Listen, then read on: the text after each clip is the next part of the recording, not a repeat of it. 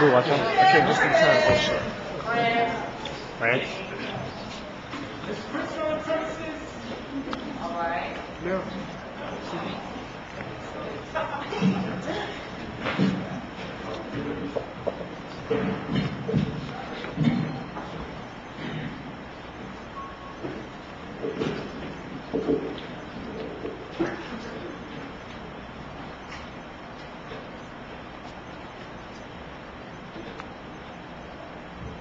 My grandpa's lying on a couch at old folks' home watching CNN on mute. Without looking up, he says to me, Bush and Schwarzenegger are assholes. I say, yeah, Grandpa, I agree. He says, well, what are you going to do about it? And that means a lot, coming from a man who watched everyone he knew murdered, who spent 3 years in a potato hole, spending his nights going around the forest picking up families and hiding, spending his days digging the hole deeper to make room. And now, he's lying on a couch asking me what I'm going to do about it. I ask him how he likes it here. He shakes his head, says, it's a golden cage. And again, that means a lot coming from a man who spent 11 months in a concentration camp, breathing in the ashes of his family. This man knows something about freedom. We're like robots in here, he says. Looking out at a shopping mall across the street, I say, Grandpa, in a lot of ways we're like robots out there too. Just then my grandma walks in and immediately asks me if I'm hungry.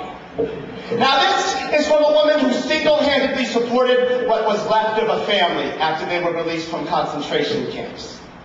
So you know my grandma, she's a hustler, homie. She used to tell me stories about how she stole a chicken and sold its egg to have enough money to eat. Then she traded a chicken for a Diet Coke, sold the goat for baby cat, and now she's offering me a piece of bittersweet chocolate. It's really hard for me to see my grandparents like this. Both of them have told me they're ready to go, and that means a lot coming from people who struggled so hard to survive. Stared down the barrel of Nazi guns, giving away their newborn daughter in hopes of saving her life.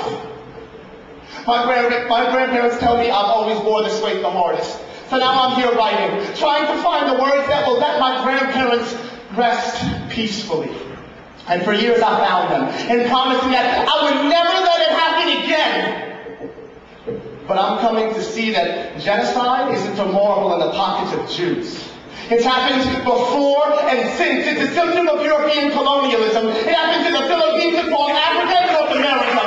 Holocaust are in present tense in the Sudan, Palestine, and Iraq. So the least that I can do for my grandparents is not let my ignorance push dark bodies into historical cracks.